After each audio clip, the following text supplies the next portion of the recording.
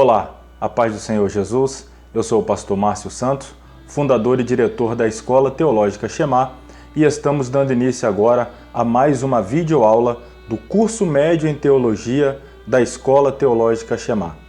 Antes, porém, eu quero lhe fazer alguns pedidos muito especiais. Primeiro, quero lhe pedir que se inscreva em nosso canal. Sim, seja um dos inscritos do canal da Escola Teológica Shema. Curta as nossas aulas se tem abençoado e edificado a sua vida. Também faça algum comentário do que você tem achado da aula ou mesmo fazendo alguma pergunta, além de compartilhar esse conteúdo para abençoar outras pessoas que também desejam aprender mais a palavra de Deus. Sim, compartilhe esse conteúdo nas suas redes sociais, nos seus grupos de amigo, grupo da igreja, para que outras pessoas sejam edificadas. Nós estamos aqui dando aula do curso básico e do curso médio em teologia online, completamente acessível a qualquer pessoa, em qualquer lugar do mundo. Então, se você deseja estudar conosco, entre em contato. Eu tenho certeza que nós poderemos te ajudar a conhecer um pouco mais a palavra de Deus e, consequentemente, crescer na sua vida espiritual e ministerial. Sem mais delongas, vamos à aula de hoje, Teologia da Vida Cristã. Deus te abençoe. Então, irmãos, mais uma vez, cumprimento a todos com a paz do Senhor. Amém. Vos convido agora a se colocar sobre os pés, nós vamos orar, dar início à nossa aula. Podemos dizer propriamente dita a primeira aula, visto que a semana passada foi uma aula de apresentação, uma aula inaugural, até reforço. Alunos que estão chegando hoje presencialmente ou que estão começando a acompanhar hoje através das videoaulas, assista a aula da semana passada, pois lá nós apresentamos todo o conteúdo, toda a grade do curso, o formato do curso, etc. Então, assista a aula, está lá no canal do YouTube como aula de apresentação. Recomendo que assistam. Vamos orar então. Querido Deus, eterno Pai, nós te louvamos nesta noite, por mais uma vez sermos agraciados com a oportunidade e o privilégio de estar na tua casa, reunido, ó Pai, com os teus filhos, que são também amantes da tua palavra, desejosos de aprender mais e mais da mesma, se aplicar no entendimento da tua Sagrada Escritura, e nós pedimos, nós clamamos, que o Senhor nos ilumine, nos instrua, abra o nosso entendimento, nos capacite a compreender e, sobretudo, ó Pai, aplicar e viver a tua palavra. Abençoe cada aluno aqui já presente, abençoe os que estão a caminho, abençoe aqueles que nos acompanham através da videoaula, os que estudam à distância, mas também têm se empenhado em buscar o conhecimento da tua palavra. Eu peço a sua bênção, ó Deus, sobre cada um de nós, no nome de Jesus. Amém. Bom, meus irmãos, na semana passada, mais uma vez, eu digo que nós fizemos a apresentação do curso e, enfim, apresentamos todas as disciplinas a serem estudadas, falamos sobre o método a ser utilizado no aprendizado, nosso formato pedagógico, e nós iniciamos assim a introdução da nossa primeira disciplina, que é a Teologia da Vida Cristã, e hoje nós vamos dar sequência exatamente de onde paramos. Estamos aí na página 9, é bem no início mesmo, página 9, nós falamos aí semana passada os 2 primeiros parágrafos, eu fiz aqui algumas apontamentos extras, e hoje nós vamos aí propriamente então falar dentro do capítulo, aliás, da introdução, ainda não é nem o capítulo 1, da disciplina 1, Teologia da Vida Cristã, o que são as disciplinas da vida cristã. Então, observe aí na página 9, onde estamos. Bom, John Wesley cultivava a piedade de tal maneira que os seus colegas na universidade apelidaram-no de O Metodista, pois no ato de orar e estudar a Bíblia, para ele, de fato, era metódico. Erguendo-se ele como um perfeito exemplo de vida cristã, não lhe foi penoso avivar a Inglaterra do século XVIII. Wesley sabia o quanto são importantes para o crente as disciplinas espirituais. Então aqui já vai até uma primeira curiosidade, talvez nem todos aqui saibam. Muitos conhecem a igreja metodista, algumas até chamadas de metodista wesleyana. Quem conhece? Já ouviu, já frequentou, já foi algum dia? Conhece alguém que é de lá? A maioria. Talvez não saibam, nem todos saibam, que ela tem esse nome, principalmente esse sobrenome, Wesleyana, justamente para conectá-la ao fundador, John Wesley, este chamado avivalista inglês do século 17. Mas o que também os irmãos talvez não saibam é que não foi uma iniciativa dele, nem a fundação da tal igreja, criar uma igreja, nem tampouco este nome que ela recebe, pela qual até hoje é conhecido, metodista. Na verdade, essa expressão metodista, como a gente acabou de ver aqui, volta até o slide, foi um apelido que deram a John Wesley na época da faculdade, na época dos seus estudos seculares. As pessoas viam em Wesley um cristão metódico, no que diz respeito às suas disciplinas espirituais. Ou seja, era mais ou menos 10 horas da manhã, todos os dias orar por 30 minutos. Então todos os dias, 10 da manhã, lá estava ele orando 30 minutos. E as pessoas observavam.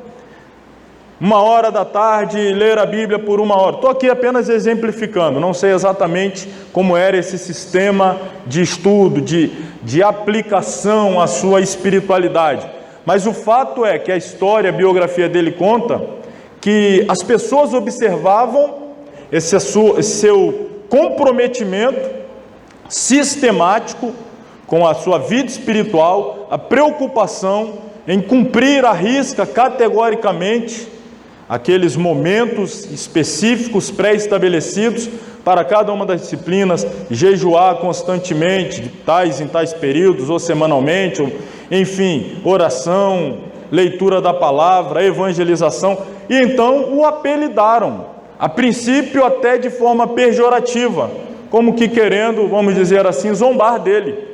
Com o passar do tempo, esta alcunha que lhe impuseram se tornou então um nome não mais pejorativo, mas dentro da cristandade, sim, um símbolo de comprometimento com as disciplinas da vida espiritual.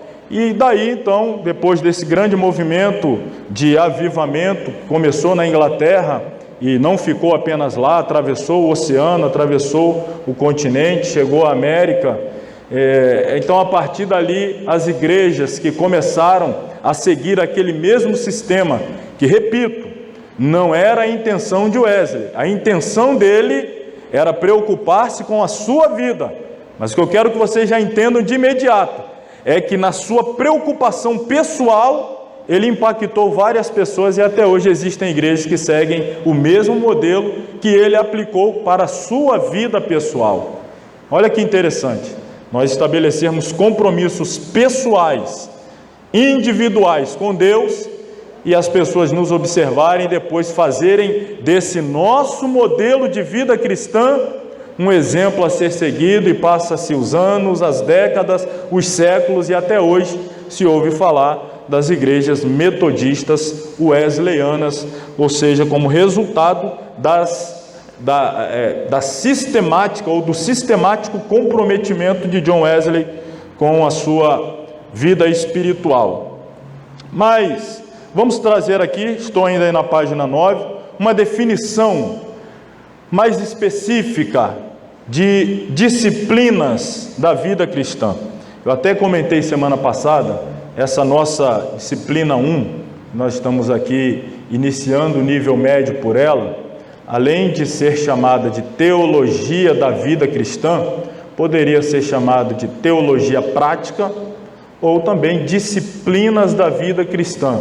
Então, o nome assim, ele não é em si obrigatoriamente este nome que nós elegemos para apresentar esta primeira disciplina. Na verdade, vocês vão perceber que tanto as disciplinas da vida cristã, elas são mesmo na prática a teologia vivida. E eu vou explicar isso melhor, claro, com o decorrer aqui da aula. Mas vamos lá então, essa definição. Disciplinas da vida cristã são os exercícios espirituais ordenados. Fala de ordem, ordenados na Bíblia Sagrada. Com qual objetivo? Já respondemos, cujo objetivo é proporcionar ao crente uma intimidade singular e aprofundada com o Pai Celeste, constrangendo-nos a levar os que nos cercam a glorificarem o santo nome do Senhor. Então, é uma definição bem básica, diria, de disciplinas da vida cristã. São justamente os exercícios. Quando a gente fala de exercício, estou falando de algo que se faz de forma constante, não ocasional, mas constante, disciplinada, ordenada. A Bíblia nos ordena a nós praticarmos alguns exercícios espirituais. Comentei semana passada, a gente vai voltar a falar, os quais são, a título de exemplo, oração, leitura bíblica, jejum, dízimos e ofertas, mordomia cristã em geral, não apenas com os nossos recursos financeiros, mas com a vida, dedicando a nossa vida ao serviço da igreja local e da igreja de Cristo, seja lá onde ela estiver estabelecida. Então, são esses exercícios espirituais que nós, quando os cumprimos, que nós, quando os praticamos, nós permitimos que pessoas à nossa volta sejam evangelizados por nós, sem que nós tenhamos a necessidade de abrir a boca, sem que nós tenhamos a necessidade de lhes pregar por intermédio de palavra. Nós vamos pregando por intermédio da nossa disciplina em servir a Deus de uma forma ordenada, ou um exercício constante, enfim. Em linhas gerais, portanto, é disso que se trata essa disciplina. E aí nós vamos definir aqui cada uma dessas principais disciplinas ao longo desse nosso estudo, porque na prática, eu espero que vocês não me decepcionem em me responder o que eu vou perguntar, mas na prática todos nós oramos, né? Quem aqui ora? Opa, glória a Deus! Acredito que quem está acompanhando a videoaula aí também levantou a mão. Aqui todo mundo levantou a mão. Quem aqui lê a Bíblia? Ah, que maravilha, que coisa boa. A gente sabe que isso não é uma obrigação, isto é uma necessidade. Nós precisamos, ou mais, nós dependemos de cultivar essas disciplinas para nos manter vivos espirituais, para nos manter em comunhão com Deus. Senão, veja aqui, é esse o objetivo: proporcionar comunhão, proporcionar intimidade, proporcionar aprofundamento na relação com Deus. Se a gente deixa de orar, deixa de ler a Bíblia, deixa de congregar, deixa de jejuar, deixa de cumprir com as nossas responsabilidades assumidas com a obra de Deus, nós estamos, irmãos, cometendo suicídio espiritual. Estamos lentamente nos suicidando, estamos nos matando de pouco a pouco. Isso precisa ficar muito claro. Então a gente está começando aqui do começo, porque antes de nos aprofundarmos em assuntos extraordinários, do ponto de vista do conhecimento, do ponto de vista interpretativo, do ponto de vista exegético, hermenêutico, o que a gente precisa ser profundo mesmo é na vida cristã. O que nós precisamos nos aprofundar, sobretudo, é no relacionamento com Deus. Por quê? Porque, como eu disse na semana passada, e aí mais uma vez eu reforço, quem não esteve presente, assista a aula. Quem está acompanhando a aula a partir de hoje pelo vídeo, veja a aula passada, porque lá eu disse, só vai para o céu. Não sou eu que estou afirmando, sim a Bíblia. Estou apenas dizendo o que a Bíblia diz. Só vai ao céu aqueles que vivem a palavra, que praticam a palavra. Então, eu não estou aqui fazendo apologia à ignorância concernente ao ensino teológico. Claro que não. Estaria dando um tiro no pé se fizesse isso. Não estou aqui desestimulando ninguém de estudar teologia. Óbvio que não. Estou aqui justamente para ensiná-los. É o meu chamado e eu faço isso com alegria e com prazer. Mas eu estou sendo franco também quando digo que existem pessoas que são excelentes escatologistas, mas não tem o nome escrito no livro da vida. E tem gente que tem o nome escrito no livro da vida e não sabe nada de teologia. Isso é fato. Isso é fato. Repito, não estou fazendo apologia à ignorância teológica. Só estou dizendo que, em primeiro lugar, o nosso relacionamento e comunhão com Deus. E a teologia, ela não tem por finalidade encher apenas a nossa mente de informação, mas aquecer o nosso coração e despertar desejo de servir a Deus mais e melhor. Amém, irmãos? Amém. Então vamos lá. Aí estão. As disciplinas da vida cristã são, na verdade, a teologia vivida na prática. Ou seja, é a expressão pública e vivencial da fé que professamos possuir. Assim, a teologia prática pode ser conhecida também como teologia espiritual e teologia da devoção cristã. Nós estamos estudando aqui sob o título de teologia da vida cristã. Poderíamos chamar de teologia prática, teologia espiritual, teologia da devoção cristã. Porque, repito mais uma vez, sem me cansar de fazê-lo, o mais importante porque quando a gente usa o termo teologia, o que é teologia? Teo é Deus, logos, ciência, tratado, estudo. Então, teologia é o estudo sobre Deus. Esse meu estudo sobre Deus deve produzir em mim cada vez mais desejo de servir a Deus melhor. Porque à medida que eu conheço mais a Deus, este conhecimento mais amplo de Deus, isso não deve me transformar em uma pessoa mais orgulhosa. Ao contrário, isso deve me transformar em uma pessoa cada vez mais humilde.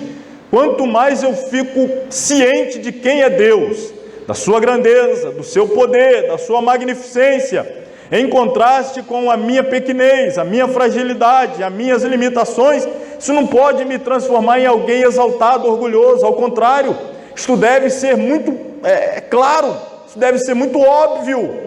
Quanto mais eu conheço Deus, mais humilde eu devo me tornar. Quanto mais eu conheço Deus, mais eu devo desejar servi-lo em amor, com dedicação veemente, sincera. Isto é a teologia espiritual, é o conhecimento de Deus, verdadeiro conhecimento, não um conhecimento meramente acadêmico, empírico, só tratando de forma experimental, fazendo analogias acerca da pessoa de Deus. Não, estou falando de conhecimento prático, relacionamento, vida com Deus, revelação da pessoa de Deus, que nos é permitida pela graça de Deus, por intermédio da palavra de Deus. Isso deve produzir em nós desejo de servir a Deus com qualidade cada vez maior. Portanto, aqui está, o alvo primacial é eternizar o relacionamento entre a alma humana e o Espírito de Deus. Olha, irmãos, só essas informações aqui preliminares devem despertar em cada um desejo de se esforçar ao limite para não perder nenhuma aula. Porque o que nós estamos aqui afirmando é que esse conhecimento aqui, ele vai nos elevar, claro, se nós nos propusermos a praticar. Se entrar aqui, sair aqui, ou se apenas ficar aqui para depois passar adiante sem viver, não vai mudar nada. Mas se nós nos dispusermos a praticar, nós vamos avançar na comunhão, na intimidade, no relacionamento, e isso vai redundar em qualidade espiritual para nós mesmos. Isso vai nos transformar em cristãos melhores, obreiros melhores, servos de uma forma geral melhor, porque o alvo é esse, eternizar o relacionamento. Olha, é um relacionamento que não vai terminar com a morte, é um relacionamento que vai se perpetuar por toda a eternidade, quer seja pela morte ou pelo arrebatamento, o qual esperamos. Aliás, os primeiros escritos teológicos cristãos ostentavam um caráter fortemente o quê? Devocional, irmão. Infelizmente, em algum momento da história da teologia, houve sim alguns excessos humanistas, materialistas. Sim, existem vertentes, nós vamos estudar teologias contemporâneas, existem vertentes da teologia que humanizaram Deus e divinizaram o homem, inverteram completamente as bases da verdadeira e original teologia. Mas não vem ao caso agora tratar dessas heresias. Chegaremos lá, mas quando nós retrocedemos aos primórdios, os primeiros tratados, os primeiros escritos teológicos, poderia citar a vida do apóstolo Paulo, contada entre os maiores teólogos da história da humanidade. Será que Paulo não era uma pessoa espiritual? Quantos vocês conhecem, por ouvir falar ou por ler os escritos, que ensinou tanto, de forma sistemática, as teologias a serem aplicadas na igreja cristã, senão o apóstolo Paulo? Ah, mas e Jesus? Irmãos, a gente vai entender que Jesus, ele viveu, ele encarnou, ele viveu, ele veio com o objetivo de morrer por nós, fundou a sua igreja, nos comprou com seu sangue, mas quem sistematizou as disciplinas a serem observadas pela igreja foi o apóstolo Paulo. O que eu estou querendo dizer não é que Paulo é mais importante que Jesus. Estou querendo dizer que Jesus fundou a igreja, comprou a igreja, salvou a igreja, formou a igreja, e quando a igreja começou os seus primeiros dias, semanas, meses e anos, começaram os problemas. E quem é que foi resolvendo os problemas e escrevendo, quando acontecer assim, você faz assim, quando for por esse caminho, resolve assim. Aí Paulo é que na prática foi orientando a condução da igreja. Interiormente, o Espírito Santo enviado por Jesus, mas do ponto de vista humano, o apóstolo Paulo. Então, volto a dizer aqui, os primeiros escritos teológicos, eles tinham um caráter fortemente devocional, como os pais da igreja, os pais da igreja, quando falamos deles, estamos falando de uma era logo após a era apostólica. Tem a era apostólica, os 3 primeiros séculos, e depois tem a era dos pais da igreja. Eles seguiam também essa linha devocional. E aí, estes, embora gigantes na teologia, humilhavam-se todas as vezes que se punham a descrever a beleza da comunhão cristã.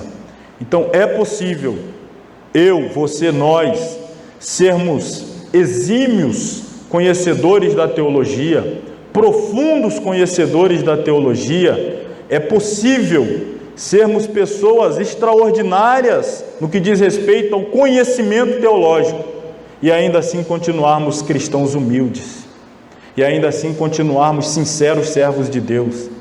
Que existem aí aqueles que propagam que a teologia esfria o crente, desvia o crente. Até hoje, irmão, pleno século XXI, ainda ouço isso de vez em quando. Até hoje a gente tem que ouvir pessoa falando que teologia é do diabo. A primeira escola teológica foi formada. Isso é bobagem. Eu não estou aqui negligenciando o fato de que existem vertentes teológicas equivocadas, deturpadas, mundanas. Mas o fato é que na origem não era assim. Na origem, ou seja, na época apostólica não era assim, na época dos pais da igreja não era assim. Então nós temos que mirar neles, tê-los como exemplo e seguir essa linha nos dias atuais. Então, olha aqui, umas palavras bonitas, daquelas boas da gente cobrar na prova. Aliás, tem prova, tá, irmãos? Porque crente gosta de prova. Se eu não der prova, irmã Dilma, o pessoal briga comigo. Que história é essa? Crente gosta de prova. Então fique tranquilo, vocês vão ter prova. E eis aí, umas palavras bonitas para cair na prova, né? Ortodoxia e ortopraxia. Será que tem alguma coisa a ver com aquele médico que cuida dos ossos? Não, também não, né? Vamos lá. O que é isso aqui? Estou fazendo um adendo aí, viu, irmãos? A gente já leu aí a página 9, estamos lá no início da 10, mas aqui vem aqueles adendos extras. Então vamos falar aqui de ortodoxia e ortopraxia. São 2 conceitos. Dá uma olhada aqui nos slides que não tem aí não. Se você quiser usar o finalzinho da página 11 para anotação, pode fazê-lo, tirar foto, enfim. 2 conceitos interessantes para conhecermos. Estudando a etimologia destas palavras temos. Deixa eu explicar aqui para quem não sabe e lembrar para quem sabe. Quando eu uso esse termo aqui, etimologia, o que é etimologia? Etimologia é estudo da origem das palavras. Etimologia é estudar a origem das palavras. Então, quando eu falo que nós vamos ver a etimologia da palavra, significa que nós vamos lá no seu original. Se é uma palavra de origem hebraica, vamos entendê-la à luz do hebraico. Se é uma palavra de origem grega, vamos entendê-la à luz do grego. Aqui é uma palavra grega. Aliás, duas. A primeira palavra é orto, que significa o quê? Só para ver se vocês conseguem mesmo ver daí. Orto significa? Correto. Doxia ou doxa, opinião, louvor. Existe até um capítulo da Bíblia que o final dele é o capítulo 12 de Romanos. Os últimos 3 versículos está escrito na maioria das Bíblias, doxologia. Isto ali é uma expressão de louvor. Com profunda riqueza, conhecimento, sabedoria, porque dele, por ele. Aí está em cima lá, doxologia. O apóstolo Paulo, depois de um tratado teológico extenso, ele encerra, teologia, aí ele encerra adorando, doxologia. Então, doxa, correto. Aliás, orto, correto. Doxa, opinião ou louvor. Portanto, ortodoxia é sinônimo de fé correta, crença correta, sã doutrina, que é a doutrina sã de saudável, de genuína, de perfeitamente irmanado com a essência, com a verdade. Então, quando nós falamos que somos ortodoxos, o que isso significa? Significa que nós temos compromisso com a verdade como ela é, no seu original, na sua raiz, na sua essência. Isto é ser ortodoxo. Isto é ter ortodoxia, isto é ter uma visão sadia da doutrina bíblica, das escrituras. E a outra palavra, ortopraxia. O orto é correto e praxia é prática, prática. Então nós temos ortodoxia e ortopraxia. Aqui é sinônimo de prática correta. Para vermos a importância da união dessas duas práticas para a vida cristã, lembremos da parábola do bom samaritano. O que diz aquela parábola? Não dá tempo aqui de eu explaná-la por completo, o tempo não vai permitir, mas deixa eu lembrá-los. Um cidadão que estava viajando de Jerusalém para Jericó, caiu nas mãos de salteadores, ficou caído à beira da estrada meio morto, esperando ser ajudado por alguém que tivesse compaixão tanto dele quanto do estado em que ele estava e pudesse ajudá-lo. Passou por ali alguém que tinha ortodoxia, um príncipe da sinagoga, um doutor, passou primeiro, foi o sacerdote, é isso. Confundiu o doutor da lei para quem Jesus está falando a parábola lá no início. Jesus está conversando com o doutor da lei, que indagou a Jesus sobre o que fazer para ser salvo. Jesus respondeu que ele devia cumprir todas as determinações da lei. Ele disse que fazia, mas qual é ela então? Em resumo, ele disse: amar a Deus sobre todas as coisas e ao próximo. Jesus disse: então é isso que você tem que fazer, praxia. A ortodoxia dele era ok, amar a Deus e amar o próximo. Muito bem, a sua teologia é nota 10. Agora, para você herdar a vida eterna, você tem que transformar isso em quê? Em prática. Aí ele perguntou: mas eu não pratico porque eu não sei quem é meu próximo. É isso que me atrapalha vamos dizer, avançar da ortodoxia para a ortopraxia. Aí Jesus vai contar a parábola, e aí então, num determinado momento da parábola, lá vem o sacerdote, voltando nesse ponto aqui, o sacerdote tem ortodoxia, vê o homem caído, passa de largo, não tem ortopraxia.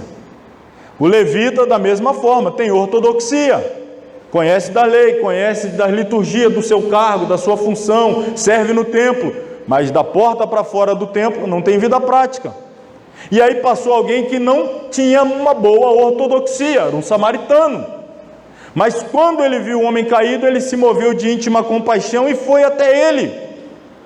E aí olha que interessante, Jesus pergunta então ao doutor da lei: quem é o próximo? E aí o doutor da lei responde: este último aí, o que usou de misericórdia, se referindo ao samaritano.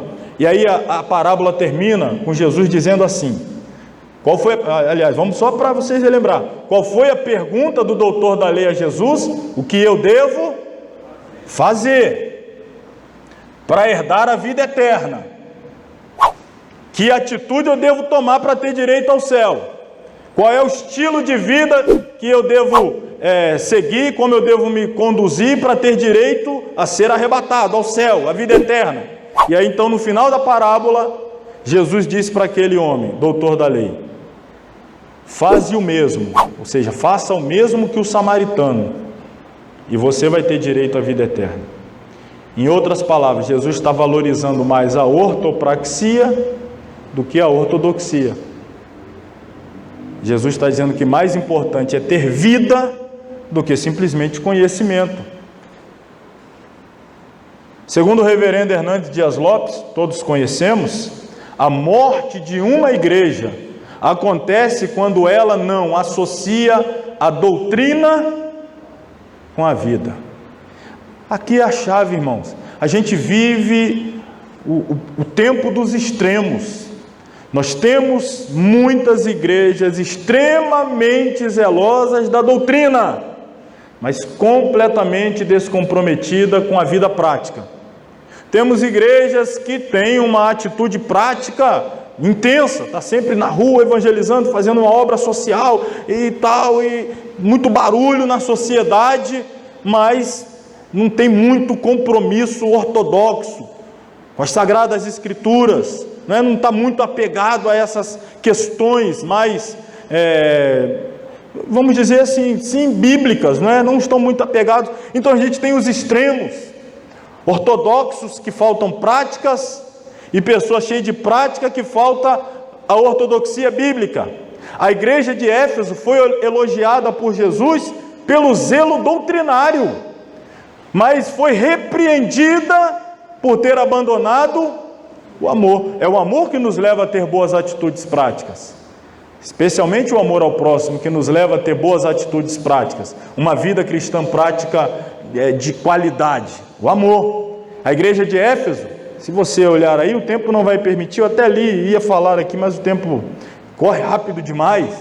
Aí você vai ver, Jesus vai dizer que aquela igreja rejeitava as falsas doutrinas, colocava à prova aqueles que se diziam ser pessoas comprometidas com a doutrina, mas não eram, ou seja, eles tinham um bom critério teológico, analisavam o conteúdo, a qualidade do que era ensinado.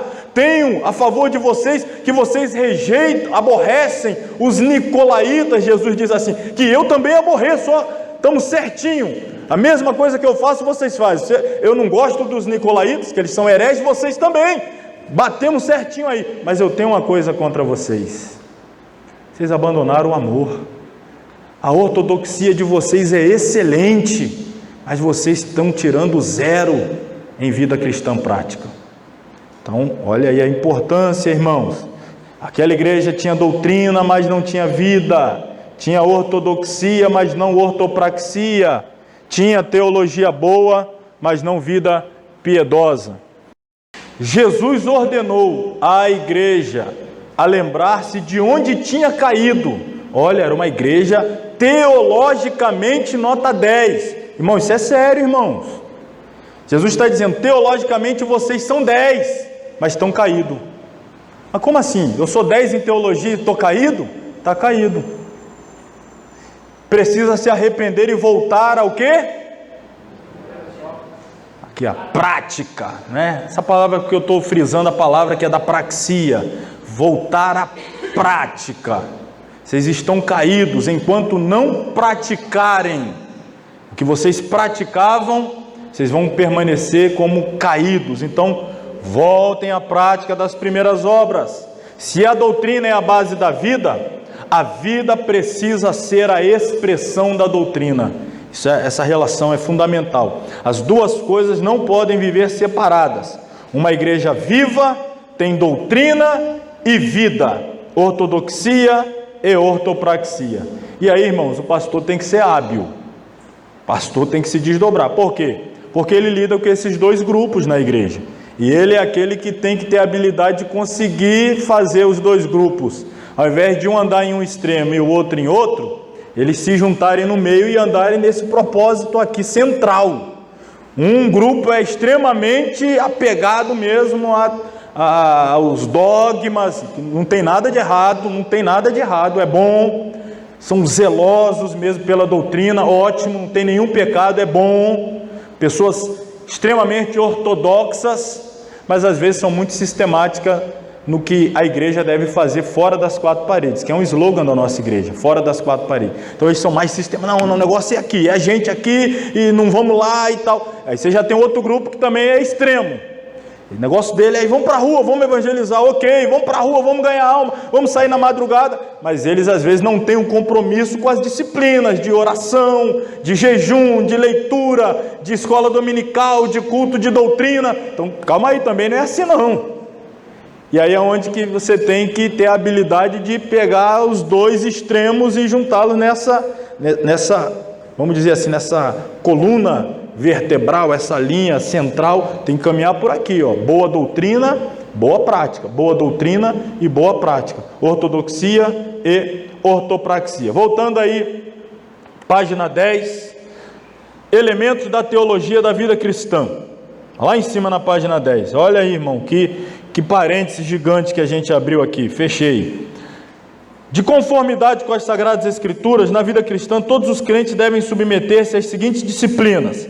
Veja aí: adoração a Deus, leitura diária e sistemática da palavra, oração, serviço e mordomia cristã, testemunho, etc. Obviamente que outros elementos valiosos para a caminhada cristã poderiam facilmente ser aqui arrolados.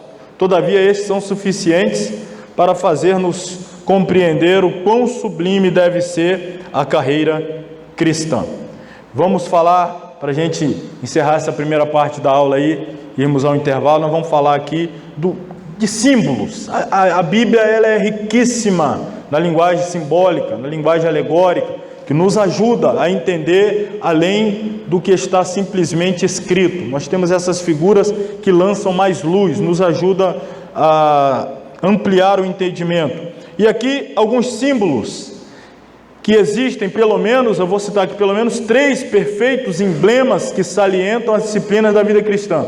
Quais são? O soldado, o atleta e o agricultor. Paulo usa esses símbolos, essas figuras como exemplos para simbolizar o cristão em seu compromisso, em seu comprometimento ávido, seu comprometimento com afinco de viver um cristianismo prático.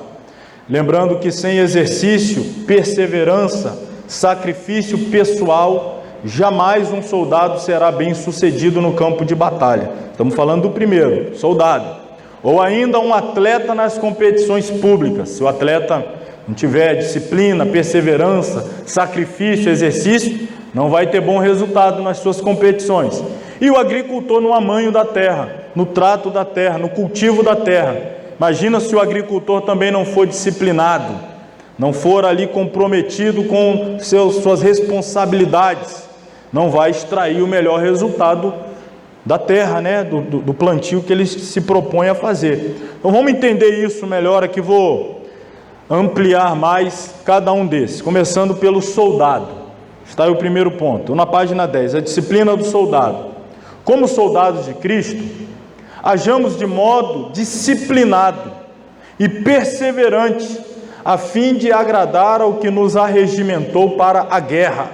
Exorta-nos Paulo, dirigindo-se a Timóteo: sofre, pois, comigo as aflições, como que? Como um bom soldado de Jesus Cristo. Ele já faz essa conexão. Um bom soldado é alguém que está disposto a sofrer aflições. Ou algum soldado vai para a guerra achando que está indo para Disney, está indo para a guerra achando que está indo para algum passeio.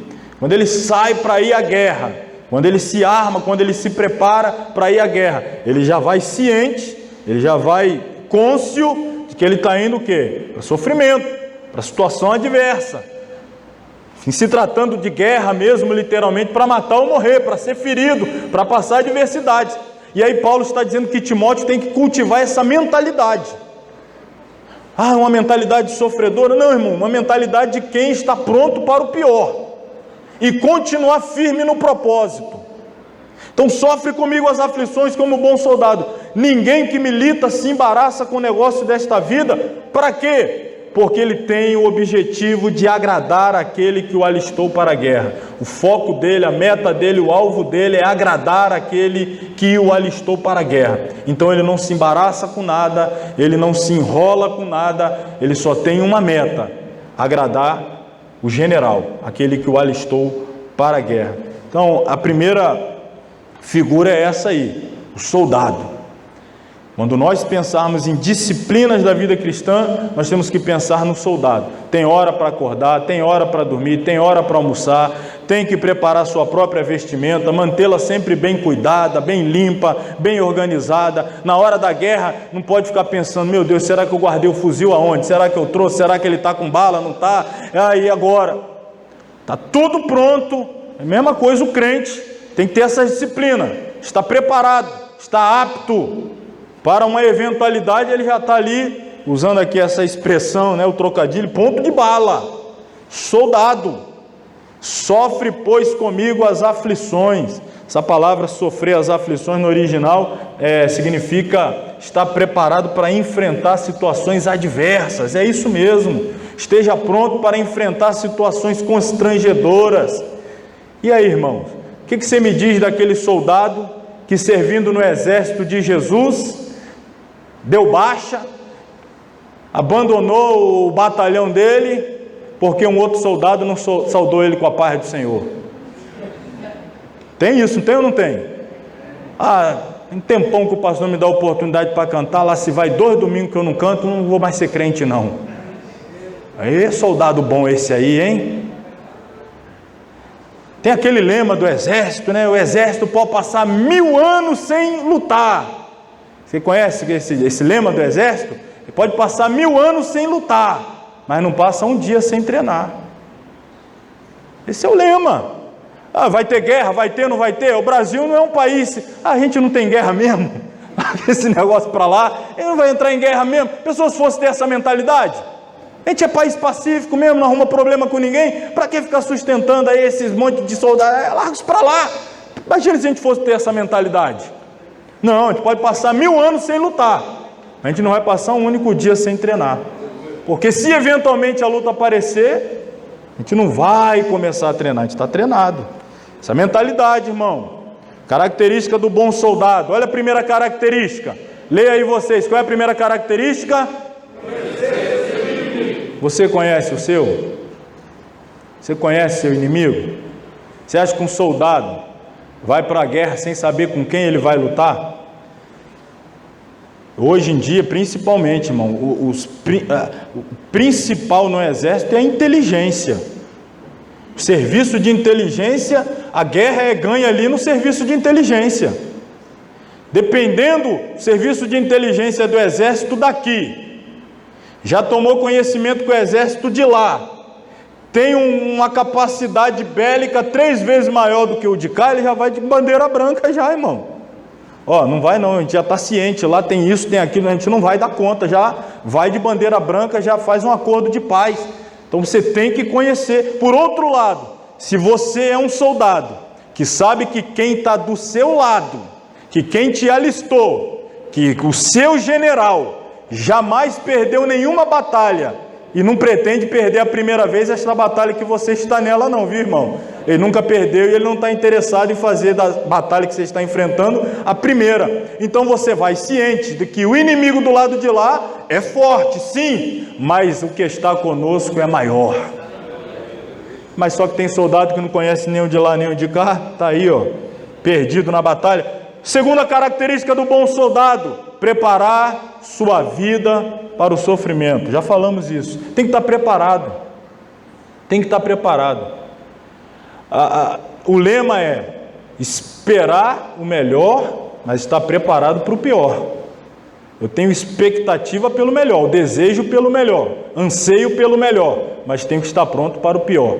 Isso é característica do soldado. Outra característica: se revestir de toda a armadura. Tudo que ele tiver direito ele usa. Você pode usar, não, isso aqui não, isso aqui não. Posso usar? Está ao meu dispor? Ele vai usar tudo que ele tenha à sua disposição, toda a armadura. E aqui, claro, nos remete a Efésios 6, né? E quarta característica, manter seu foco na vitória. Todo cristão deve ter essas características, mano. Na vida cristã, devemos ter essas qualidades, devemos ter essas disciplinas, esse empenho. Vamos falar do atleta agora. No tempo de Paulo, eram os atletas mais do que disciplinados, hoje também. Na conquista de uma coroa de louro, era o prêmio daquela época, aquela coroa com louros. E aí eles se empenhavam além de suas forças, perseguiam o impossível. Descreve-os o apóstolo Paulo da seguinte maneira: e se alguém também milita, não é coroado, se não militar legitimamente. Então, o atleta, ele tinha que saber as regras e ir até o limite dentro das regras. Dentro da regra.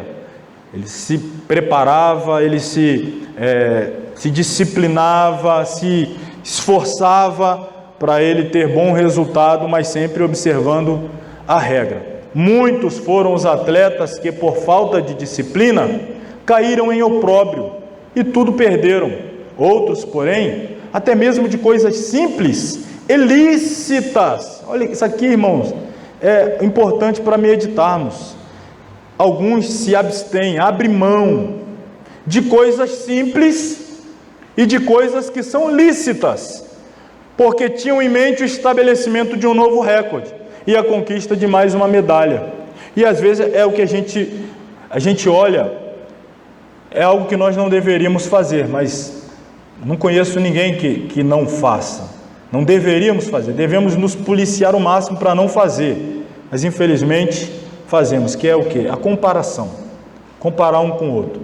Comparo a minha vida com a do outro, comparo o meu ministério com o do outro, essas comparações, não deveria existir. Aliás, que a única comparação que a Bíblia ela nos orienta é com Cristo, ter Ele como alvo, meta e perseguir esse objetivo, ser como Jesus. Vou conseguir nunca, mas você tem que ficar nessa meta, se comparando sempre com Ele. Ah, fulano fez, não interessa, estou olhando aqui Jesus. Fulano, não importa, aqui ó, Jesus, minha meta, meu alvo. Mas na prática, infelizmente, costumamos nos comparar com esse, com aquele outro.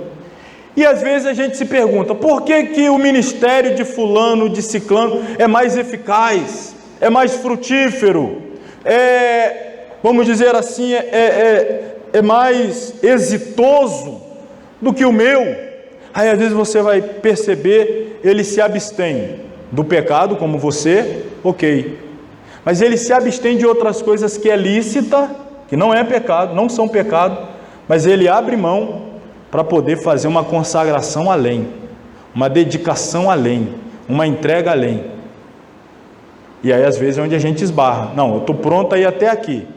Passar disso é onde a gente fala, tem coisas que são lícitas, não são pecados, mas pode ser roubadores de tempo, podem se transformar em distrações que nos roubam o foco, podem tirar as nossas energias físicas, emocionais e mentais, para depois, quando nós formos aplicá-las no serviço do reino, elas já estão aí com algum déficit, porque nós dedicamos tempo a alguma outra coisa, que não é pecado, que é lícito, mas tomou tempo, transformou-se em distração, desgastou-nos mentalmente, fisicamente, emocionalmente, e aí quando nós vamos para o serviço do reino, estamos nesse déficit. O soldado, aliás, o atleta não, o negócio dele é aquele objetivo. A Olimpíada é daqui a 4 anos, ele não vai começar a se preparar quando faltar 6 meses, ele já vai começar agora. Aí já começa aquele negócio de dormir cedo, acordar bem cedo, e por aí vai. Irmão, eu tenho um bom tempo já, eu nunca esqueci, eu vi uma reportagem, uma entrevista, hoje ele já está até muito fora dos holofotes da mídia, porque acabou entrando em alguns problemas pessoais, enfim, mas tinha um jogador de golfe, talvez você já tenha ouvido falar, Tiger Woods, ele, no auge da sua carreira, ele se transformou no atleta mais bem pago de todo o planeta. ele tinha um salário astronômico, ele era o número 1 de todos os esportes, todos, futebol, basquetebol, vôlei, etc. Ele era o número 1. E aí, ele era negro, já tinha esse peso contra ele. Ele diz que ele já via que ele precisava se superar ainda mais, porque ele praticava um esporte que naturalmente é elitizado, e ele era alguém que não era da elite, então tinha esse peso a mais, e etc. Enfim, mas o que eu quero chegar é o detalhe. Lá nessa entrevista e tal, ele estava no auge, e o repórter perguntando isso e aquilo, como é que ele fazia a sua preparação e tal. E aí, em um determinado momento, o repórter: como é que você consegue daqui dar uma tacada e essa bolinha entrar num buraco? Ele falou lá jardas, a medida lá, a distância que era muito grande. Como é que você consegue? Aí ele perguntou para a repórter: o que você costuma fazer entre 2 e 4 da manhã? A mulher falou: dormir. Ele: pois é, eu já estou aqui, ó, sem ver nada. Pá, pá, no escuro, sem ver nada. E aí, quando eu faço isso na luz do dia, aí a mulher ficou assim, falou: essa que é a diferença. Enquanto os outros adversários meus estão dormindo, eu estou aqui, ó. Aí quando a competição começa de manhã, isso aí, ó, posso fechar o olho que eu já sei onde está o buraco. É esse ir além que nós estamos falando aqui. O problema é que muitos não estamos dispostos a ir além. Queremos os resultados, mas não a dedicação. O atleta, olha a disciplina do atleta, irmão. De um atleta de elite, de um atleta de ponta, a disciplina é muito grande. Então, sempre visando aí a linha de chegada. Não sabeis vós que os que correm no estádio, todos na verdade correm, mas um só é o que recebe o prêmio? Correi de tal maneira que o alcanceis. E todo aquele que luta exerce domínio próprio em todas as coisas. Ora, eles o fazem para alcançar uma coroa corruptível. E aí Paulo então indaga: nós não deveríamos muito mais, visto que estamos em busca de uma incorruptível? Se alguém se esforça tanto para 5 minutos de fama, imagina nós para termos direito ao prêmio eterno. Não deveríamos nos esforçar mais? Essa que é a questão. Aí Paulo diz: eu assim corro, não como um indeciso, eu combato, não como batendo no ar. Ele vai agora já falando do pugilista. Antes eu subjugo o meu corpo e o reduzo à submissão. Eu não permito que o meu corpo me domine, eu o domino. Eu não permito que a minha carne tome as rédeas, eu é que tomo as rédeas dela. Eu não permito que a minha vontade terrena lidere as minhas ações, mas eu submeto ela à escravidão, eu a subjugo.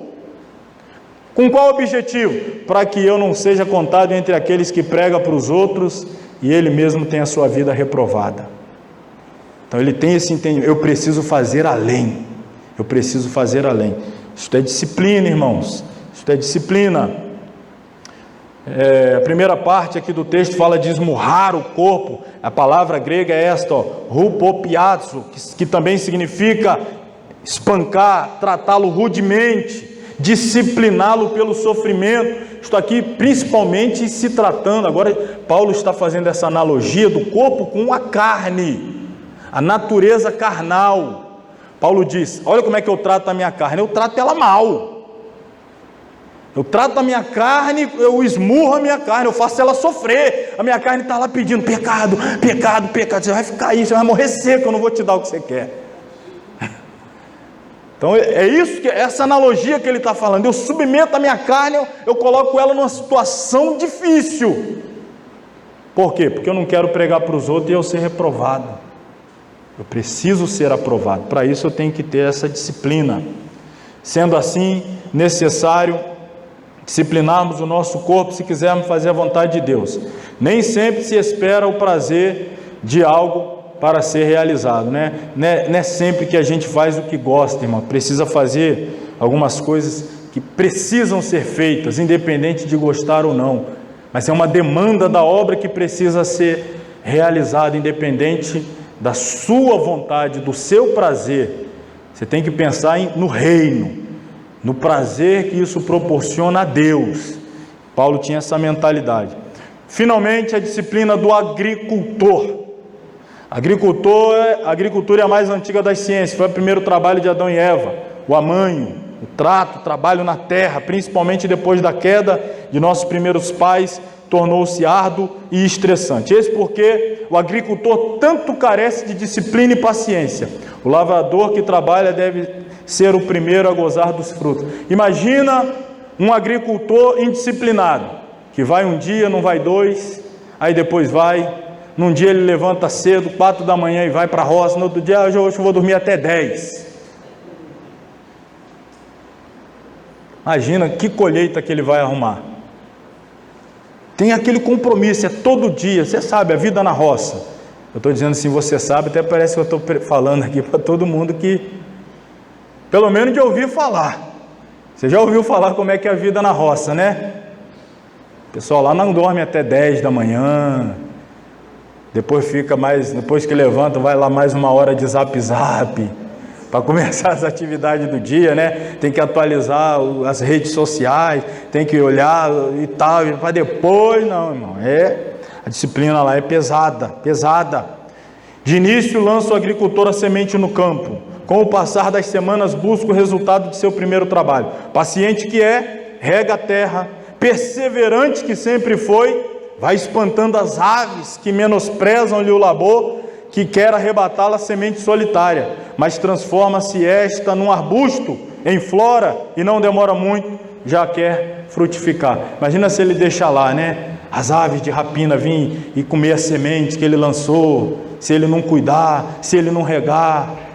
Então, para ter resultado, tem que ter o compromisso, tem que ter a disciplina, tem que lançar a preciosa semente, porque quem lança andando e chorando volta como?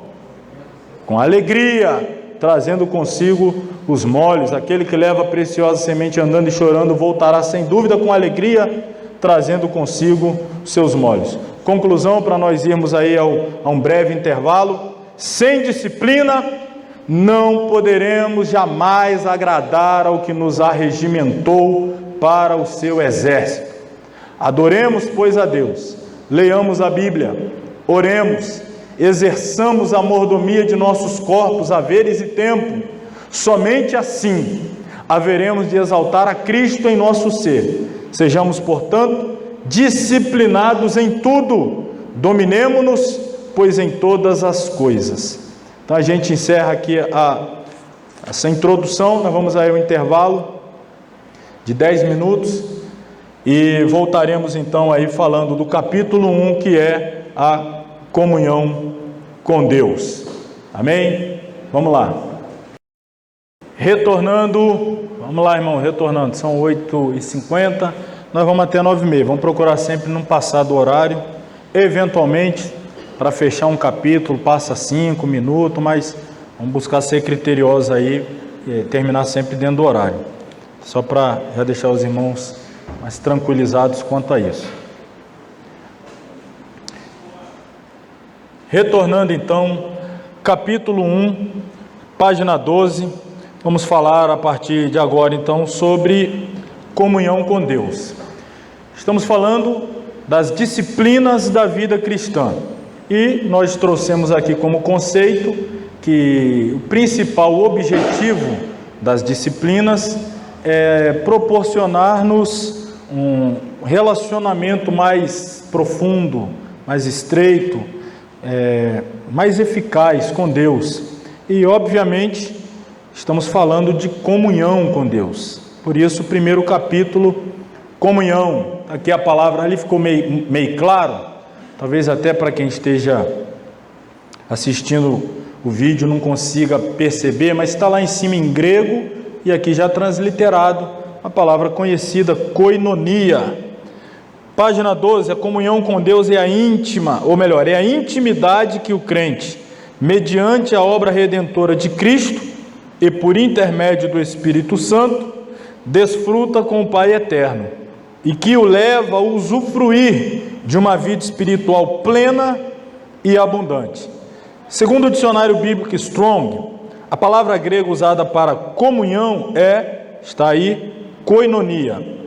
E esta expressão traz como significação etimológica, só lembrando, quando falamos de etimologia, origem da palavra, então aqui o significado etimológico de koinonia é fraternidade, associação, comunidade, comunhão, participação conjunta, relação, intimidade.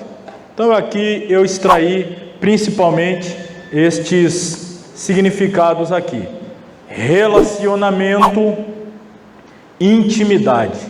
Então, quando falamos de koinonia, estamos falando de comunhão, consequentemente estamos falando de relacionamento e, consequentemente, estamos falando de intimidade.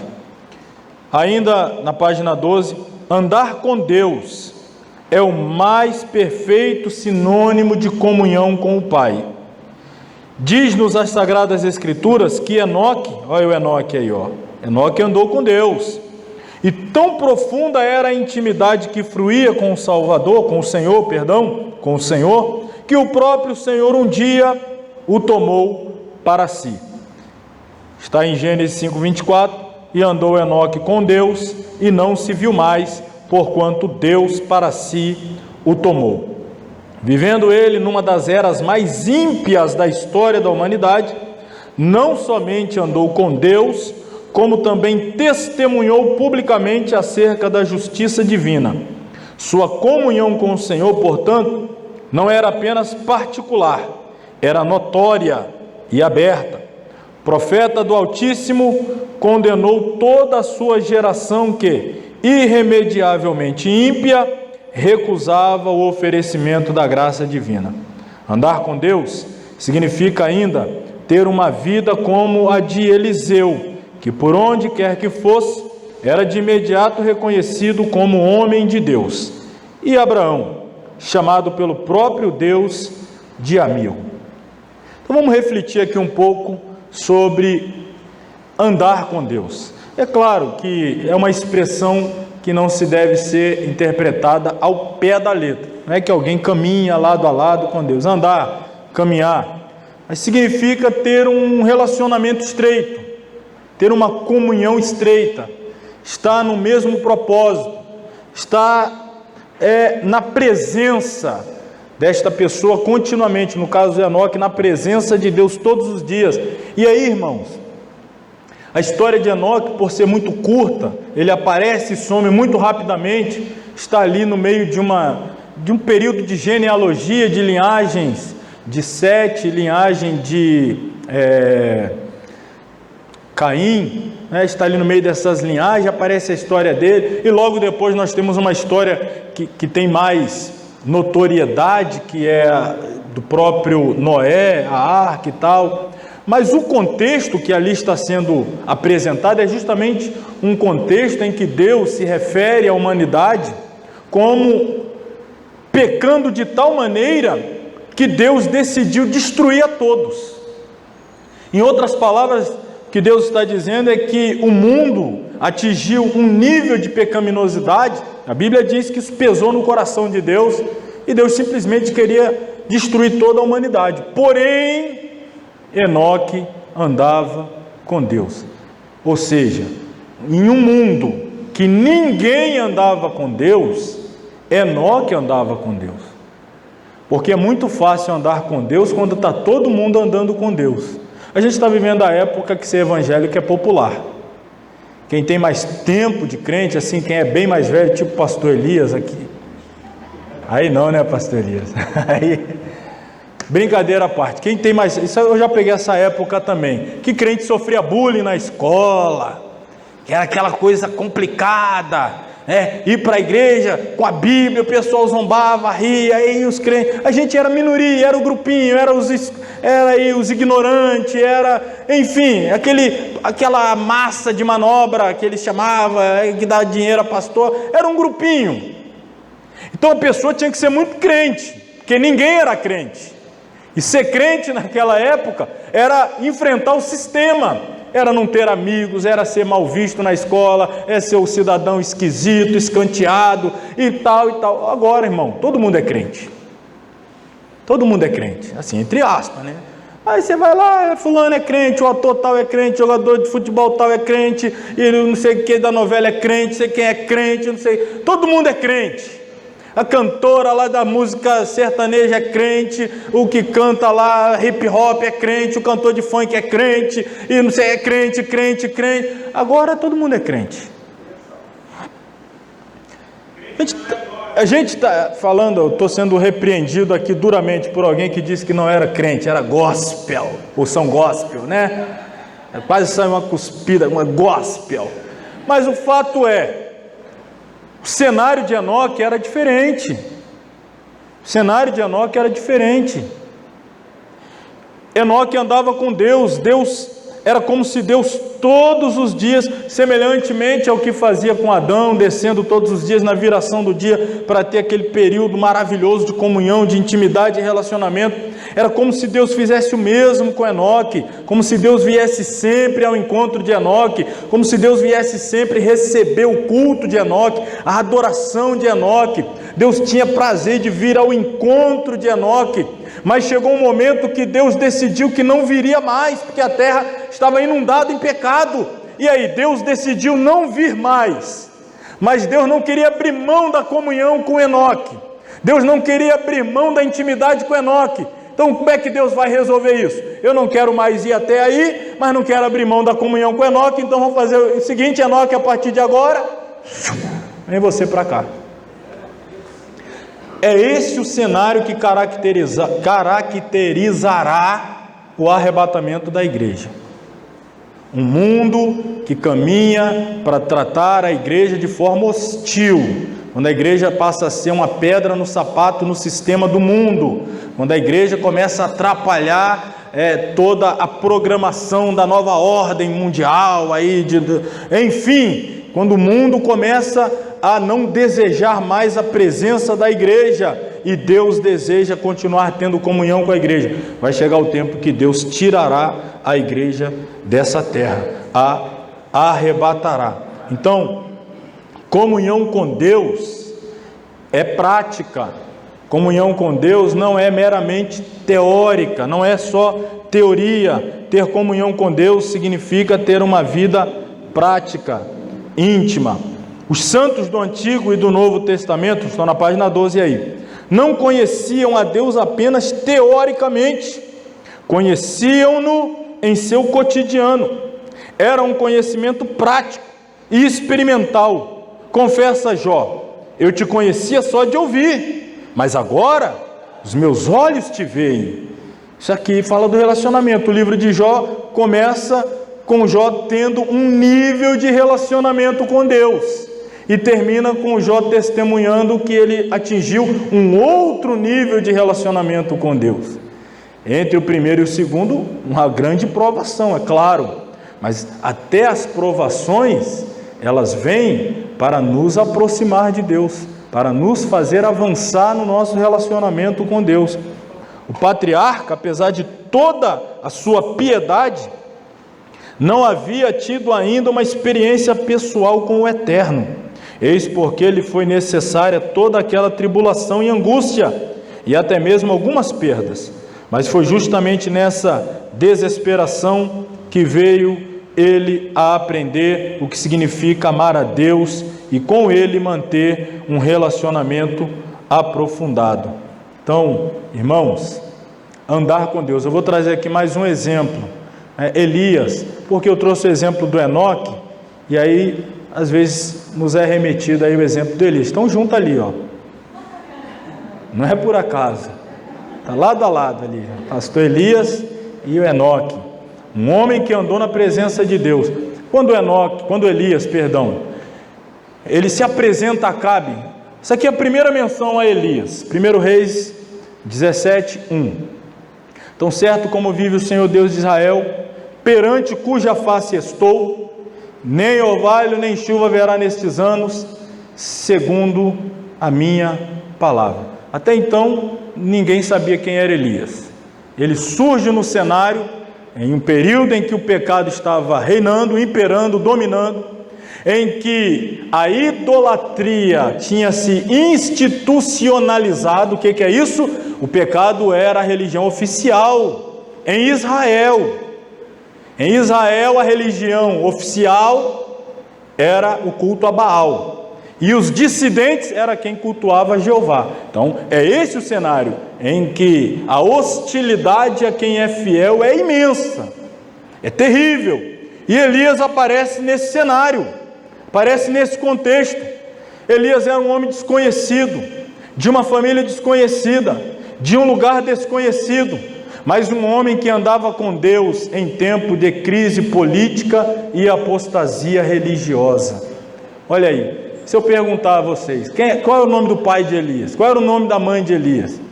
Os melhores estudiosos da geografia bíblica têm dificuldade em dizer com precisão aonde ficava Tisbé, que é a cidade natal, originária de Elias, do outro lado do Jordão, lá nas terras dos Gaditas.